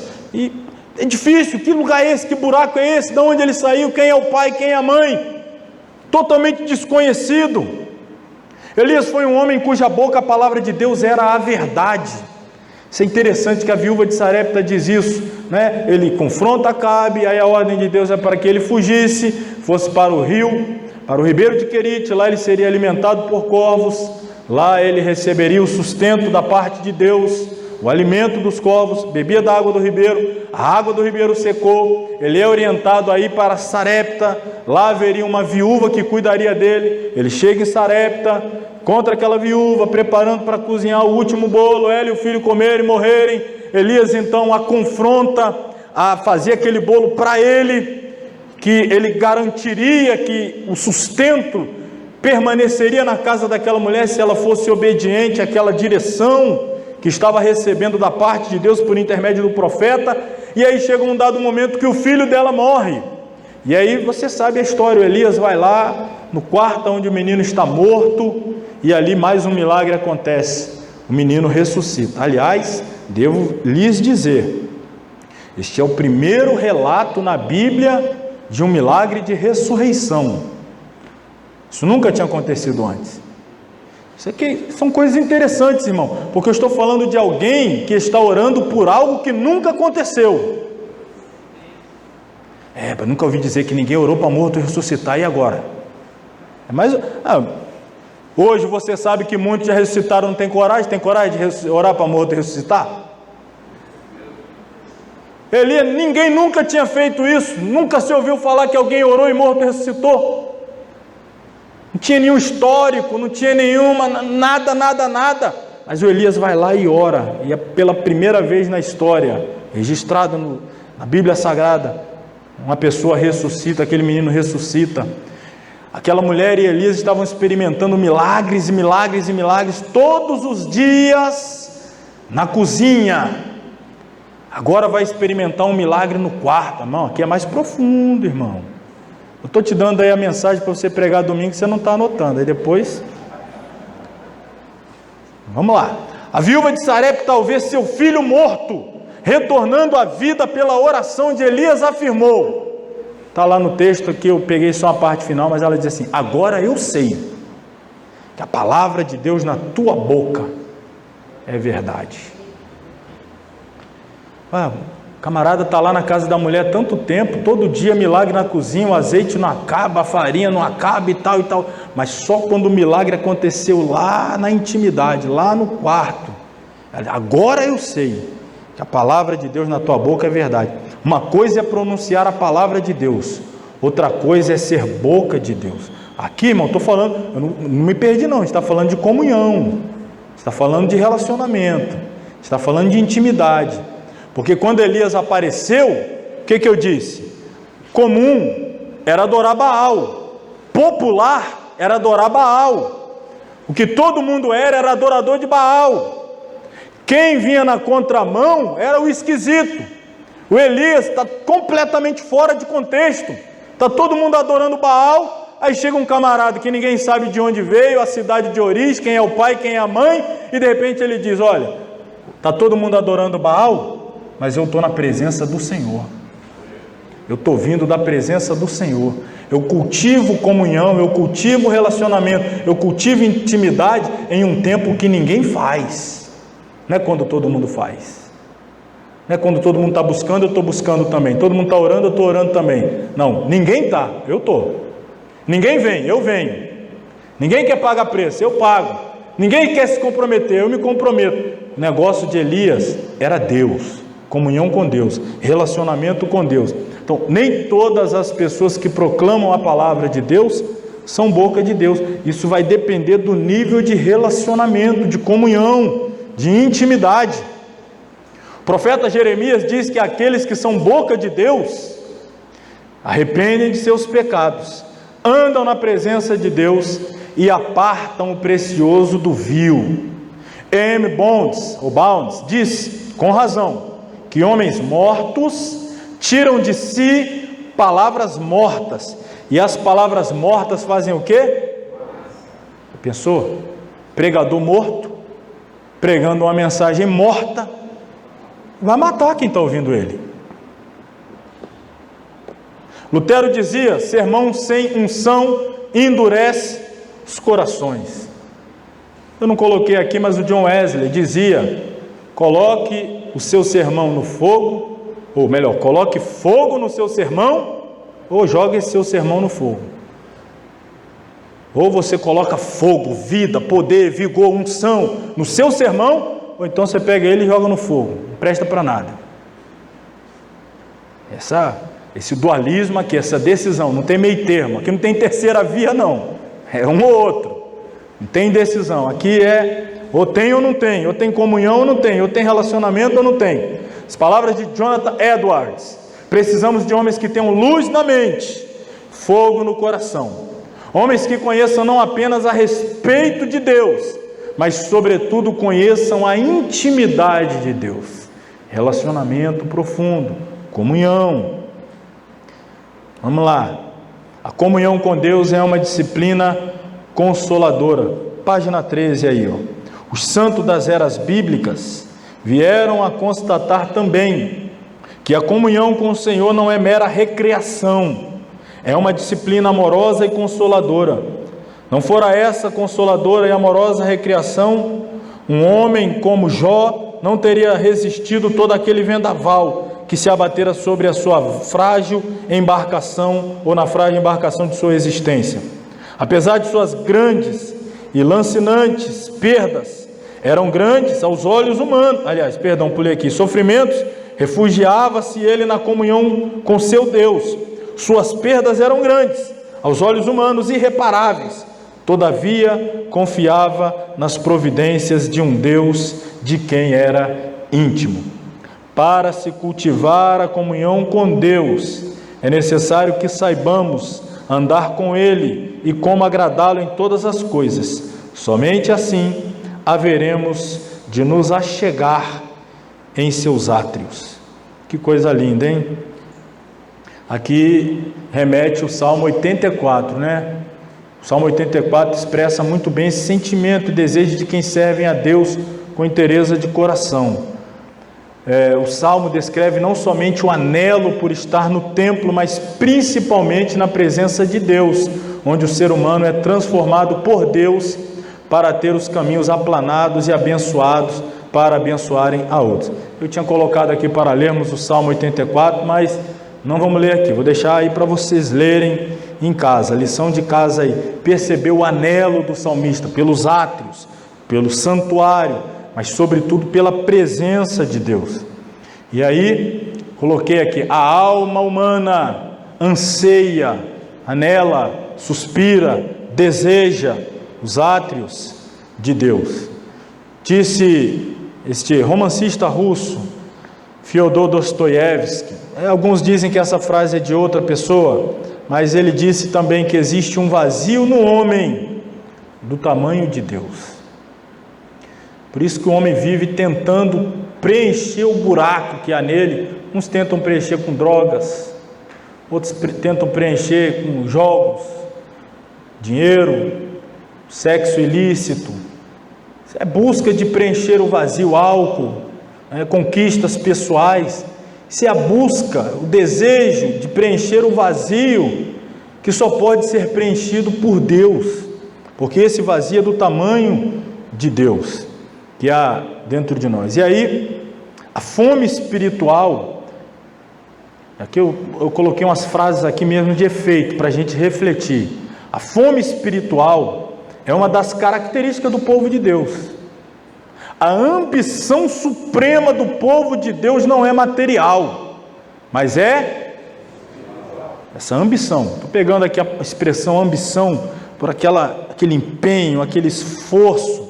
Não é por coisas materiais, são por coisas espirituais, é por Deus. E interessante, irmãos, eu coloquei aqui: os cristãos aspiram às coisas mais excelentes, são as espirituais. Interessante que essa relação da fome, da sede da nossa alma por Deus e por tudo que representa Deus é tão interessante que ela guarda uma relação inversa. Como assim?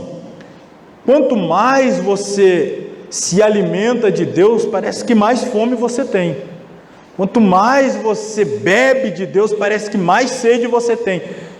Ao invés de você buscar a Deus e essa busca simplesmente alimentar e definitivamente encerrar a sua fome, essa busca por Deus te dessedentar e simplesmente aniquilar a sua sede, não, é o contrário. Quanto mais você deseja, mais você vai desejar. Quanto mais você se alimenta, mais fome você tem. Quanto mais você bebe, mais sede você tem. Essa é a relação.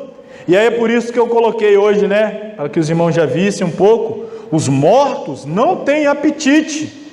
Uma pessoa morta não tem fome. Não há restaurantes nos cemitérios, pelo menos não para servir os mortos. Assim também uma pessoa sem vida espiritual nunca vai ter fome das coisas de Deus. As coisas de Deus não atraem uma pessoa morta espiritualmente. Ela tem fome do pecado e não do pão do céu. Por que é que uma pessoa morta espiritual nos dias de domingo foge de você, porque sabe que você vai passar lá e chama ela para vir para a igreja? Aí ela não quer. Aí um dia ela diz que está passando mal. Outro dia ela diz que tem lá alguma coisa para fazer. Outro dia ela está recebendo uma visita. Outro dia, não sei, ela vai fugindo. Ela não tem fome de Deus. Ela não tem sede de Deus. Ela quer fugir de Deus, de estar na casa de Deus, da presença de Deus. É igual o Adão, está fugindo de Deus. Ela não quer estar na presença de Deus, ela quer pecado. Ela quer, agora, se convida ela. Se você chegar lá no domingo, lá mais cedo, e fala: ih, lá vem ele convidar para ir para a igreja. Você fala: não, rapaz, você não está sabendo, não, eu desviei. Eu vim aqui te chamar para a gente ir no bar. Não, no bar dá. Aí você: não, é brincadeira, só para saber se você tinha compromisso, vamos para a igreja.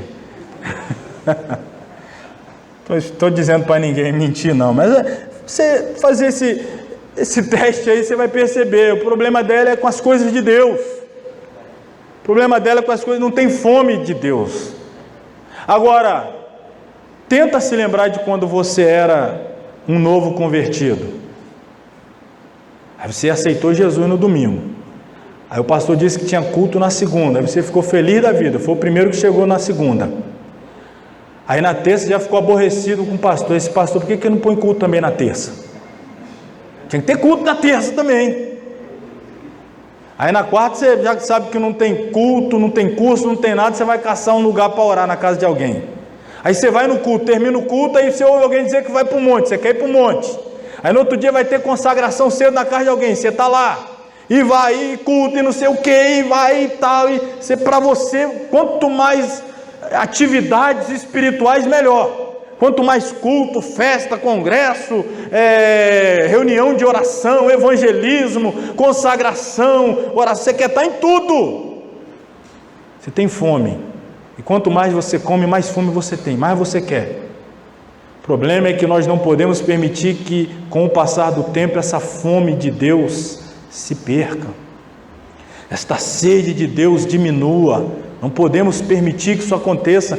Nós temos que manter essa avidez pelas coisas de Deus que nos movia no começo da nossa fé, nos primórdios da nossa caminhada, desejar Deus o tempo todo, de noite, de dia, de tarde, e buscando a Deus e desejando Deus. Assim como uma criança ao nascer deseja o leite materno, uma pessoa ao nascer de novo deseja ardentemente o genuíno leite espiritual. Se você tem fome e sede de coisas celestiais, é porque você recebeu vida em Cristo. Então, isso aqui é um termômetro espiritual, irmão, infalível.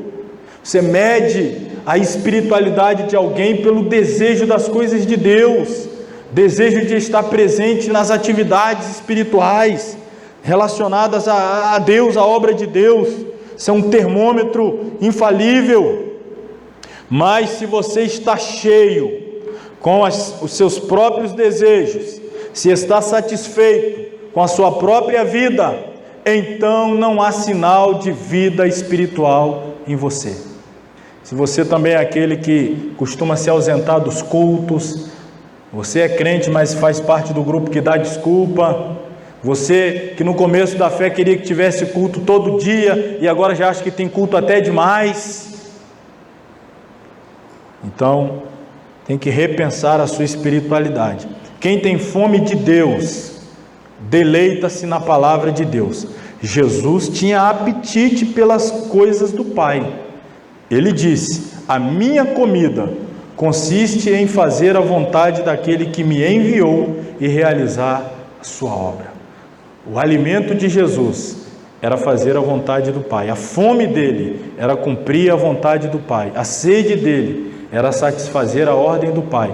E aí nós precisamos nos perguntar: temos mantido esta fome e esta sede de Deus que caracterizou o início da nossa caminhada, trajetória? Por falar em comer a palavra, o que você come, né? Aliás, está ali, você é, né? Já ouviu isso, né? Você é o que você come, não é? Quem já ouviu essa frase? Você é o que você come. Aí está aqui, num prato ali tem novela, tem videogame, tem café, mas café, deixa o café ali. Internet, fofoca, Big Brother e tal. Aí você é o que? Você é resultado disso aí. Você é resultado disso. Qual vai ser as suas conversas se você se alimenta dessas coisas? O que vai dominar a sua mente? Seus pensamentos, sua vontade, consequentemente suas ações. Se você se alimenta dessas coisas aqui, as quais não deveriam. Para nós fecharmos a nossa aula, nós vamos voltar aqui para o material, vamos seguir por ele, daqui por diante. O ser humano, a alma humana anseia pelos átrios de Deus. O ser humano não é o resultado de um processo evolutivo, como propaga errônea e levianamente a teoria darwinista. Na verdade, o homem é a plenitude de um ato criativo de Deus. Desta forma, uma vez que fomos criados por Deus, nossa alma logicamente aflige-se por Deus, anseia por seus pavilhões, e só haveremos de descansar quando nele repousarmos. Vamos falar então o que diz lá o salmista no Salmo 84, os átrios do Senhor. O salmista confessa quão ansioso achava-se ele pelo Deus de Israel. Ele diz assim: a minha alma suspira e desfalece pelos átrios do Senhor. O meu coração e a minha carne exultam pelo Deus vivo. Imagine, irmão, fome de Deus, sede de Deus. O salmista disse: alegrei-me quando me disseram que? Traduzindo por dia de hoje, minha alma pulou de alegria dentro de mim quando alguém disse: hoje tem culto. Hoje tem culto. Não foi no culto. Ele não se alegrou no culto, na palavra, no louvor, na adoração. Não, ele se alegrou quando ficou sabendo: ó, vamos lá, vamos na casa do Senhor. Aí já me alegrei, já começou a alegria ali. Será que você é assim também?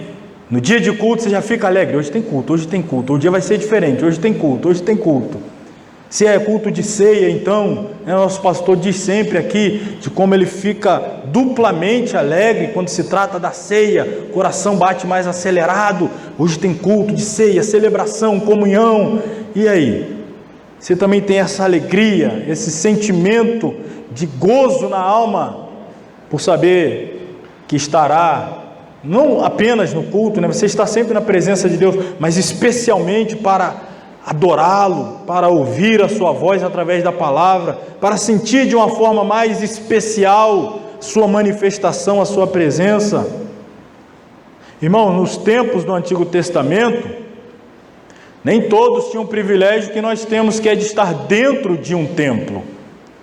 Era restrito a um grupo específico de pessoas.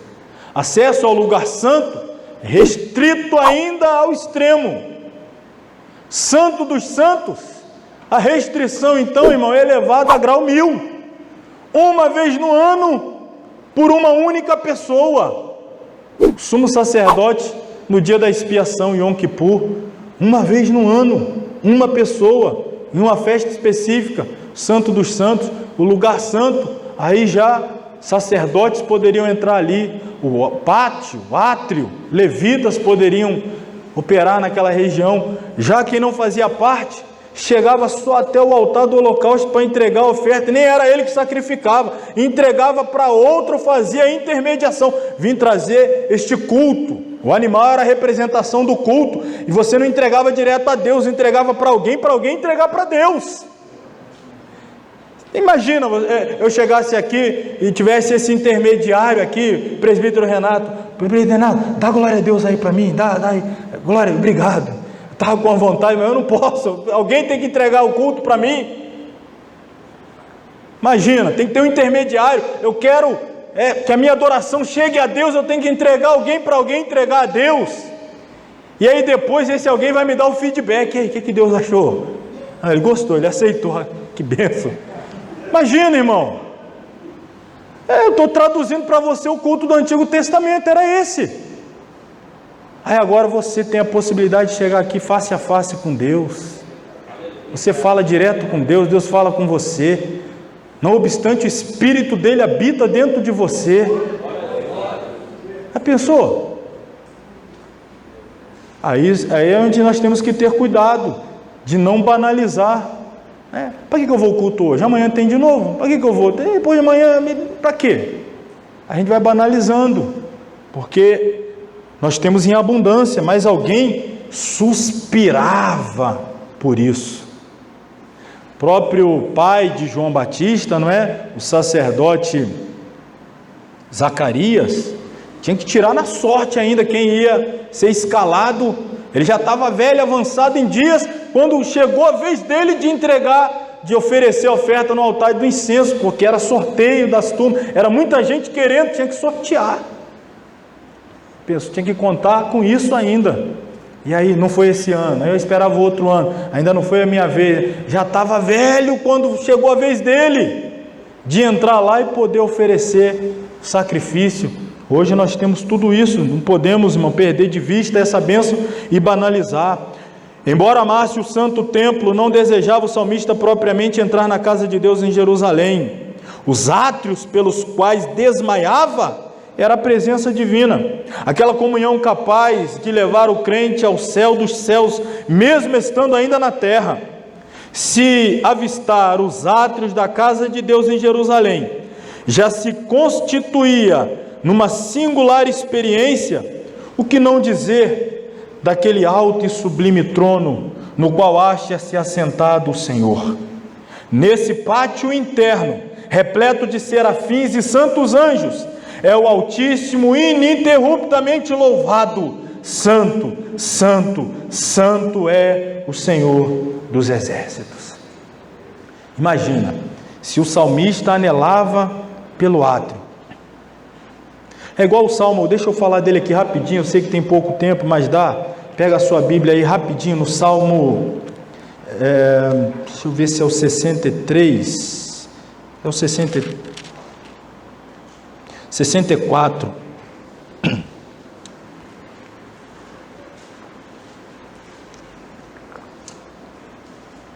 Salmo 64, Salmo de Davi, porque não é todos os salmos que são de Davi não, viu, irmãos?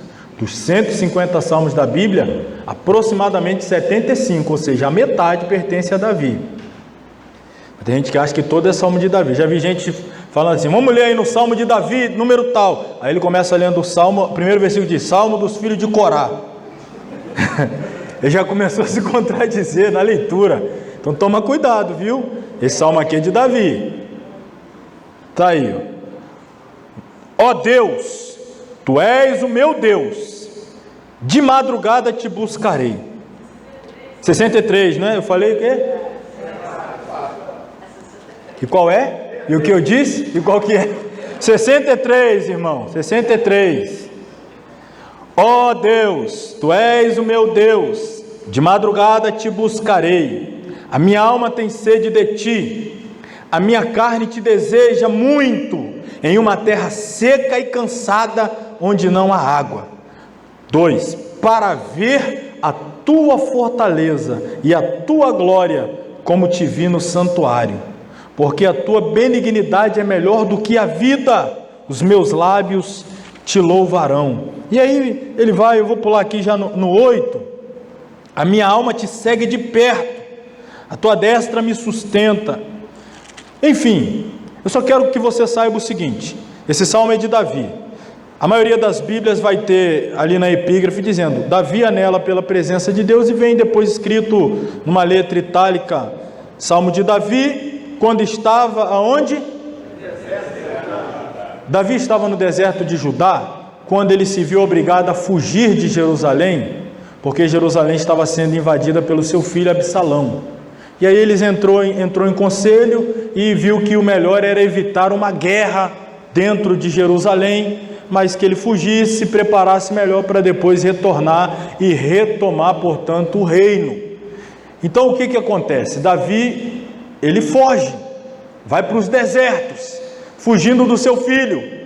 Ele deixa para trás então o palácio, ele deixa para trás o trono, ele deixa para trás a coroa, ele deixa para trás o cetro, ele deixa para trás as concubinas, que o seu filho depois vai até violar, cada uma delas publicamente, justamente para humilhar o seu pai. Ele deixou para trás tudo, e quando ele está lá no deserto, ele não vai dizer, Deus, restitui o meu trono, restitui o palácio, restitui minha riqueza, restitui minha coroa, restitui meu cetro, restitui minhas mulheres e concubinas. Ele está lá dizendo, Deus, eu estou com saudade do templo.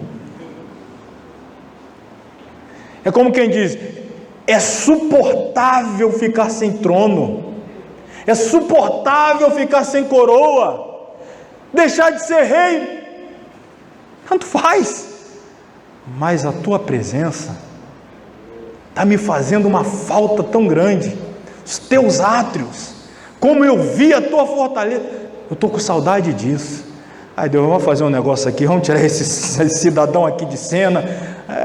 Aí você sabe como termina a história do Absalão, Davi volta. Irmãos, é tremendo. Davi era um adorador. Eu já preguei aqui numa ocasião, não me recordo agora exatamente qual, mas eu preguei aqui numa ocasião, Davi tinha um atalho para o coração de Deus, tá? Davi chegava lá, rapidinho ele, chegava lá. Você vai ler os salmos de Davi, você não encontra Davi declarando o seu amor pelas mulheres, embora eu acredito que ele amasse suas esposas, né? Era permitido naquela época, era comum os reis, mas ele declarava o amor dele por Deus, e isso provocava o ciúme das suas esposas. Elas ficavam enciumadas, mas porque ele amava demais a Deus na visão delas. E Davi falou, quer saber de uma coisa? Eu não quero mais saber de você não, meu negócio é Deus. Uma mulher foi embora por causa disso. Foi ou não foi? Falou, nunca mais vou deitar com você, você vai para lá, quer se meter entre mim e Deus, quem se mete entre mim e Deus, você sai perdendo, hein? A Mical se perdeu para lá, o vento foi cerrado, não teve filho, o negócio de Davi era Deus.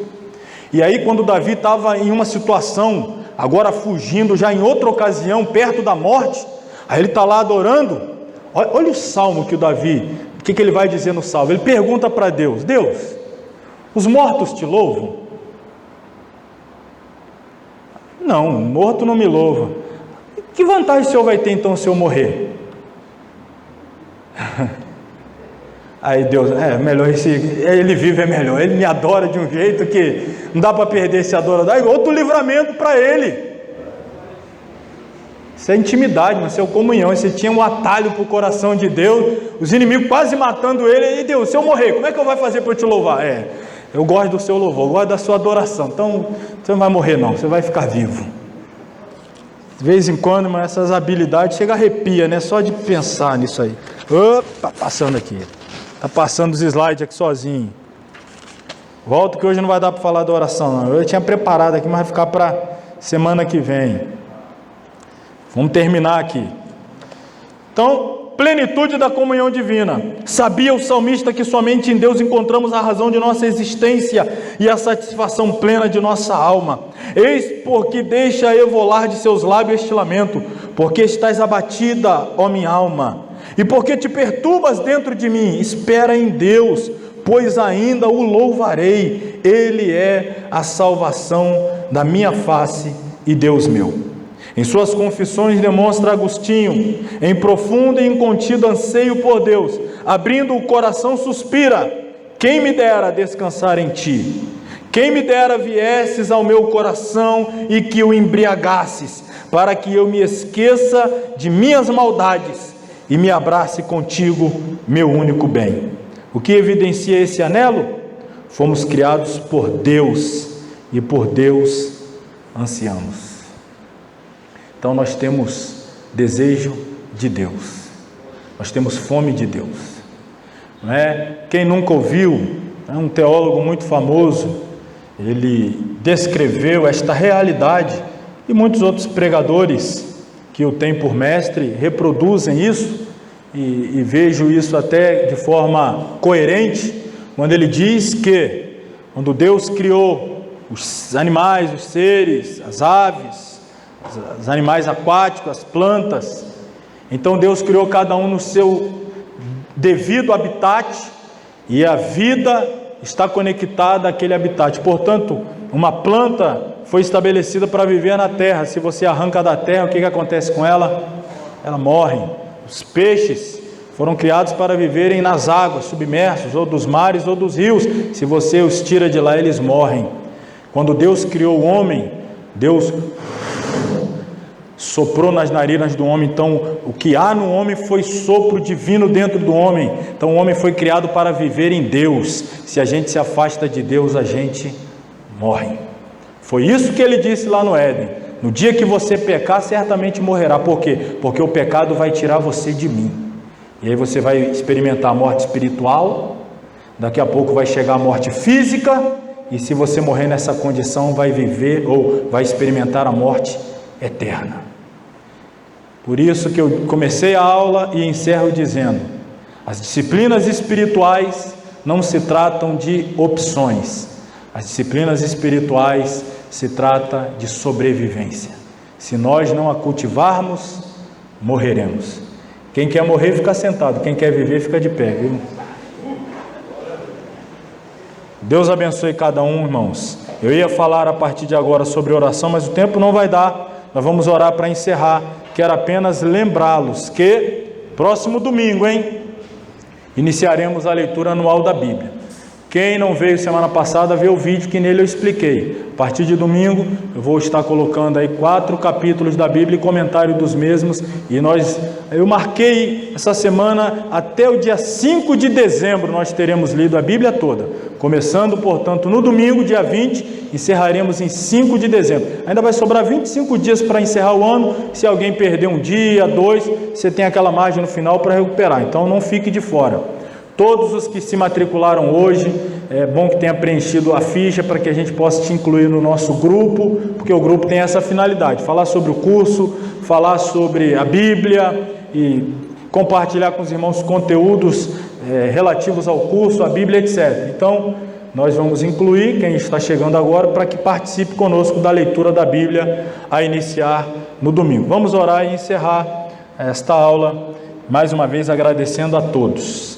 Querido Deus e Pai, nós te louvamos pela noite deste dia, pela aula abençoada que tivemos, pela revelação do céu aos nossos corações, pela forma graciosa como falaste conosco. Tenho certeza que sairemos daqui alimentados e dessedentados, mas isto, ó Pai, não anula a fome e a sede que continuamos tendo de Ti. continuamos desejosos por mais e mais de Ti. Portanto, continua, Pai, nos conduzindo na Tua presença e dentro da Tua vontade. Leve em paz cada um aos seus lares. Dê-nos, ó Deus, um restante de semana na Tua presença e continue abençoando de uma forma grandiosa e especial a Tua igreja. Oramos a Ti no nome de Jesus. A bênção apostólica, o nosso pastor, vou pedir para ele vir aqui e encerrar, dando a bênção apostólica. Até o pessoal também que nos acompanha no vídeo, vocês acham que eu não tenho pastor? Não, pai, tem pastor também. Tem um pessoal aí que é pregador e não tem pastor não, eu tenho. O pastor vai dar a bênção apostólica agora para encerrar. Que a graça salvadora do Senhor Jesus, o grande e sublime amor de Deus, a comunhão e a doce consolação do amado Espírito Santo, seja com todos nós que acatamos a vida de Jesus, vamos dizer amém. Amém.